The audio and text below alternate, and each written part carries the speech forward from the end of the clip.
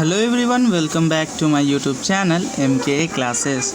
आज के इस वीडियो का टॉपिक इम्पोर्टेंस ऑफ मैनेजमेंट है।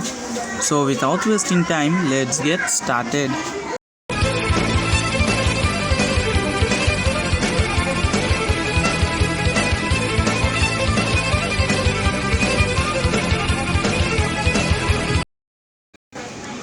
तो चलिए आज हम लोग अपना टॉपिक स्टार्ट करते हैं। आज के टॉपिक में हम लोग ये देखेंगे कि मैनेजमेंट इम्पॉर्टेंट क्यों है, या मैनेजमेंट कौन से ऐसे रोल प्ले करता है जिसके वजह से मैनेजमेंट को इम्पोर्टेंस दिया जाता है। जैसे कि आप इस टेबल में देख सकते हैं कि मैनेजमेंट के बहुत सारे इम्पोर्टेंस दिए गए हैं, लेकिन हमें सारे इम्पोर्टेंस को जानना ज़रूरी नहीं है। आप इस टेबल के स्क्रीनशॉट लेकर बस इसे एक बार रीड कर लीजिएगा कि आपके जहन में आ जाए कि ये सारे मैनेजमेंट के इम्पोर्टेंस है। अगर आपसे एग्ज़ाम में क्वेश्चन में पूछे what are the importance of management, या write to importance of management, या वाई मैनेजमेंट इज़ इम्पॉर्टेंट, इससे रिलेटेड किसी भी तरह का क्वेश्चन है तो आपको मेरे इन 5 पॉइंट्स में से किसी 2 पॉइंट को लिख देना है एग्ज़ाम में, और आपको एक में एक बेशक मिल जाएगा। जैसा कि मैं अब एक्सप्लेन कर देता हूँ। पहला point, following are the importance of management, वो क्या क्या है देख लेते हैं। पहला पॉइंट, मैनेजमेंट इज़ इम्पॉर्टेंट। देखिए मैनेजमेंट इंपॉर्टेंट है, अब क्यों है वो देखेंगे। As it helps the organisation, क्योंकि मैनेजमेंट हेल्प करता है ऑर्गेनाइजेशन को। मैनेजमेंट इंपॉर्टेंस है, मैनेजमेंट ज़रूरी है। क्यों है? क्योंकि वो ऑर्गेनाइजेशन को मदद करता है। अब क्या मदद करता है जिसकी वजह से वो इम्पॉर्टेंट है, देखिए आगे मैंने लिखा है, to achieve its goal with proper and correct planning. क्योंकि वो organisation, its refers to organisation, क्योंकि वो ऑर्गेनाइजेशन को मदद करता है उसके मकसद को पाने में। और कैसे? प्रॉपर और करेक्ट प्लानिंग के वजह से। सो पहला पॉइंट होप आपको क्लियर हो गया होगा, जिसमें मैंने लिखा है कि management is important because it helps the organisation to achieve its goal with proper and correct planning. अब हम लोग दूसरा देखेंगे कि मैनेजमेंट इज़ इम्पॉर्टेंट। मैनेजमेंट फिर से ज़रूरी माना गया, किस लिए? एज इट हेल्प्स, क्योंकि ये मदद करता है किस चीज़ में? In creating dynamic organisation. Management important है क्योंकि वो मदद करता है ऑर्गेनाइजेशन को डायनामिक बनाने में, मतलब ऑर्गेनाइजेशन को फ्लेक्सिबल बनाने में। जैसा कि हम लोग फीचर्स ऑफ मैनेजमेंट में पढ़ चुके हैं, इन्वायरमेंट इज़ नॉट कांस्टेंट, और हर ऑर्गेनाइजेशन इन्वायरमेंट में होता है तो उसको चेंज इन इन्वायरमेंट की वजह से बहुत सारी डिफ़िकल्टीज़ को फेस करना पड़ता है। लेकिन ये मैनेजमेंट है जो ऑर्गेनाइजेशन को हेल्प करता है इन्वायरमेंट जिस प्रकार से चेंज हो रहा है उस प्रकार से ढलने में, जिससे बिजनेस को कोई नुकसान न पहुँचे। तो उसी चीज़ को मैंने इस पॉइंट में रिफ्लेक्ट किया है आपके नज़रों के सामने कि मैनेजमेंट ज़रूरी है because it helps the organisation to create a dynamic organisation. तो होप आपको ये पॉइंट भी क्लियर हो गया होगा। अब चलिए तीसरा इंपॉर्टेंट पॉइंट देख लेते हैं। Management is important as it helps in increasing the efficiency of management. इस पॉइंट को समझाने से पहले मैं इस टर्म इफ़िशिएंसी और इफ़ेक्टिवनेस का मतलब समझाना चाहूँगा। मुझे ये टर्म को पहले वीडियोस में ही समझा देना चाहिए था, लेकिन थोड़ा मिस हो गया। सो मैं आज इस वीडियो में आपको समझा देता हूँ। जैसा कि आप इस स्लाइड में देख रहे हैं, एक वर्ड था इफ़ेक्टिवनेस और एक वर्ड है इफ़िशियंसी। दोनों में डिफरेंस है। क्या डिफरेंस है? इफ़ेक्टिवनेस का जो मतलब है वो मैंने यहाँ लिखा है, it means completing the entire work correctly with in the given period of time. Effectiveness कहता है कि काम को सही तरीके से करो और समय के अंदर करो। लेकिन वही इफ़िशियंसी कहता है, it means completing the work correctly, काम को सही से करो, यूजिंग रिसोर्सेज वाइजली, काम करने के लिए जिस सामान का ज़रूरत पड़ता है उसको भी सही से इस्तेमाल करो, और ऐसा इस्तेमाल करो कि काम का खर्च कम आए, and in a cost effective manner, और काम का खर्च कम आए। मतलब दोनों में हमने देखा कि एग्ज़ाम्पल लेके अब मैं थोड़ा एक्सप्लेन कर रहा हूँ। एक वर्कर राम है जो 10 यूनिट प्रोडक्ट बनाने का काम कर रहा है 1 घंटे में, और उसने काम को 50 मिनट में कंप्लीट कर लिया। वेल एंड गुड, इसने काम को इफ़ेक्टिवली कर लिया। और हम लोग देखेंगे कि इफ़िशियंसी का एग्जांपल लेते हैं। एक वर्कर राम है जिसको 10 यूनिट प्रोडक्ट बनाने का काम दिया गया 1 घंटे के अंदर। उस बेचारे ने 10 यूनिट प्रोडक्ट को 1 घंटा 15 मिनट में बनाया, हम लोग बोलेंगे ये इफ़ेक्टिवनेस नहीं है, ये इफ़ेक्टिव नहीं हुआ। लेकिन उस प्रोडक्ट को बनाने का दाम अगर 10 रुपया कॉस्ट पड़ रहा था, उसने 8 रुपये कॉस्ट में बना दिया। दैट्स मीन कि वह इफ़िशियंट है। सो हम लोग ये देखेंगे कि यहाँ पर ही कॉस्ट रिलेटेड कोई बात नहीं है, इसमें टाइम के अंदर है। यहाँ पर ही कॉस्ट रिलेटेड बात है कि आपको जितने कॉस्ट में बनाना है आप या तो उतना बनाइए उतने कॉस्ट में, या तो उससे कम में। ये डिफरेंस है दोनों के बीच में। ये बहुत ही इंपॉर्टेंट डिफिनेशन था, मैं भूल गया था, आपको इसको नोट करके याद कर लेना होगा। Effectiveness means completing the entire work correctly with in the given period of time. वहीं इफिशियंसी का मतलब होता है completing the work correctly, using resources wisely and in a cost effective manner. Hope आपको ये वाला पॉइंट भी क्लियर हो गया होगा। तो चलिए हम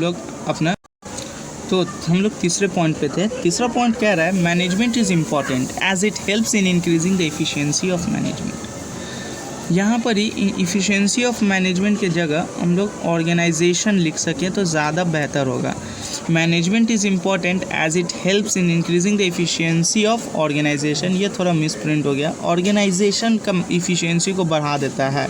मतलब जब मैनेजमेंट किया जाता है तो किसी भी काम को करने का सही कॉस्ट पता किया जाता है और वर्कर्स को फोर्स किया जाता है कि आप उस कॉस्ट के अंदर काम करें, उस टाइम के अंदर काम करें। और इससे क्या होता है, मैनेजमेंट का जो इफ़िशियंसी है वो इंक्रीज़ हो जाता है। मैनेजमेंट अपने सभी गोल्स को टाइमली और सही तरीके से अचीव कर सकता है। सो हम लोग कह सकते हैं मैनेजमेंट इम्पॉर्टेंट है। क्यों? Because it helps in increasing the efficiency of organisation. अब हम लोग चौथा पॉइंट की ओर बढ़ते हैं। जैसा कि आप देख सकते हैं फोर्थ पॉइंट में लिखा हुआ है management plays an important role. Management important role play करता है। मतलब मैनेजमेंट इम्पॉर्टेंट क्यों है? क्योंकि वो ये बहुत ही ख़ास काम करता है। वो काम क्या है अब उसके बारे में देखते हैं।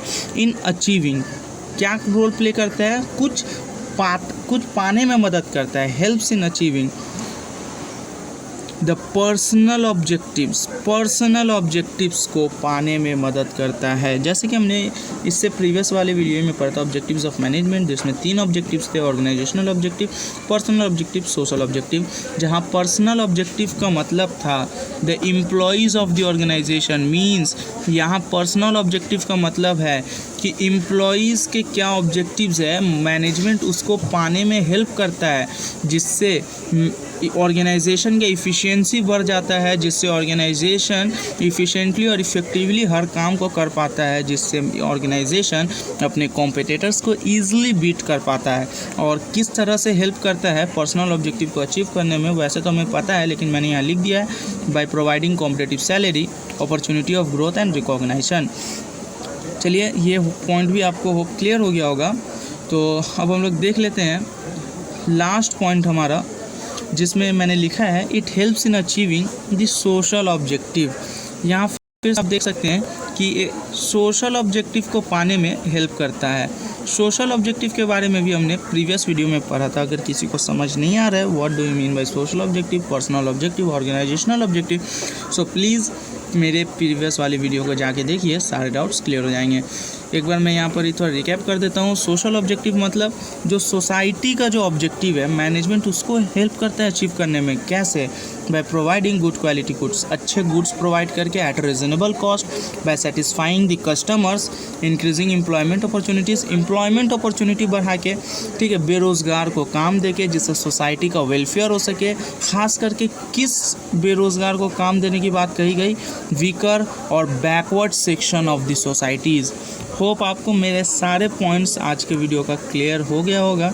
और इंशाल्लाह अगर क्वेश्चन आया इस टॉपिक से तो आप इस 5 पॉइंट में से किन्हीं 2 पॉइंट्स को ही लिखेंगे, आपको एक में एक मिल जाएगा। लेकिन SAQ तो इसी से आ जाएगा, लेकिन MCQ कहीं से भी आ सकता है। सो अगर आपके बुक में कुछ एक्स्ट्रा पॉइंट्स है तो उसको भी सिर्फ हेडिंग उसका याद कर ले, जो आप एक नज़र में आइडेंटिफाई कर सके कि अच्छा मैनेजमेंट का ये इंपॉर्टेंस है।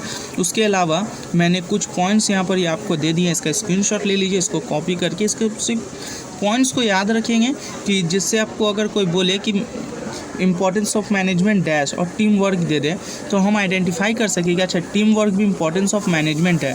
जैसे कि optimum utilisation of resources importance है, एक्सपेंशन ऑफ डाइवर्सिफिकेशन इंपॉर्टेंस है, रिडक्शन ऑफ एम्प्लॉयज़ एब्सेंटीज़म और टर्नओवर। अच्छा यहाँ पर ही मैं इस पॉइंट को क्लियर कर दूँ, management reduction of employees absenteeism and turnover मतलब जो एम्प्लॉयज़ है काम करने आ रहे हैं अब वो एब्सेंट करते हैं या ऑर्गेनाइजेशन को बार बार छोड़ के जा रहे हैं, इस चीज़ को मैनेजमेंट कम कर देता है कि एम्प्लॉयज़ ज़्यादा बाहर नहीं जाते, मतलब ज़्यादा एम्प्लॉयज़ नौकरी नहीं छोड़ते हैं, जो है वो काम करते रहते हैं, सेटिस्फाइड रहते हैं अपने सैलरी से, अपने काम से। उसी तरह से बहुत सारे पॉइंट्स हैं आप देख सकते हैं। आई होप आज के लिए इतना ही, होप आपको आज का मेरा पूरा वीडियो क्लियर समझ आ गया होगा। सो आप होमवर्क ले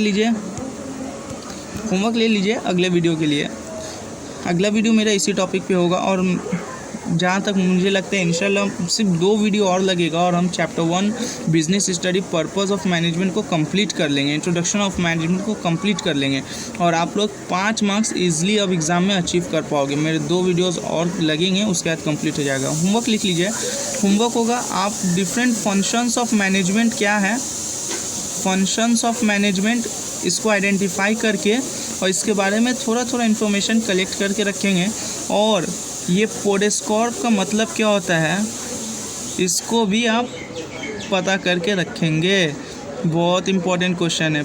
मैंने इम्पोर्टेंस पढ़ाते वक्त ये नहीं कहा था कि यहाँ से 1 मार्क्स का कंफर्म क्वेश्चन आएगा या ऑब्जेक्टिव पढ़ाते वक्त, लेकिन फंक्शन ऑफ मैनेजमेंट और एक टॉपिक है कोऑर्डिनेटिंग, इन 2 को पढ़ाते वक्त मैं बेशक कहूँगा कि यहाँ से 1 मार्क्स का क्वेश्चन आएगा क्योंकि हर साल आता है। सो इम्पोर्टेंस और पोडेस्कॉर्प में से किसी एक से 1 मार्क्स का क्वेश्चन हर बार आता है, तो आप इसको अच्छे से पढ़ने की कोशिश करेंगे और नेक्स्ट वीडियो मैं इन दोनों के ऊपर बनाने वाला हूँ। सो तब तक के लिए नोट्स बना लीजिए, सारे टॉपिक को याद कर लीजिए और पसंद आया हो तो लाइक कर दीजिए, शेयर कीजिए, सब्सक्राइब कीजिए। व्यूज़ तो अल्हम्दुलिल्लाह आप लोग देख रहे हैं आ रहा है, लेकिन लाइक नहीं आ रहा है। So please like share subscribe करते रहिए, इससे मुझे मोटिवेशन मिलता है। तब तक के लिए बाय बाय।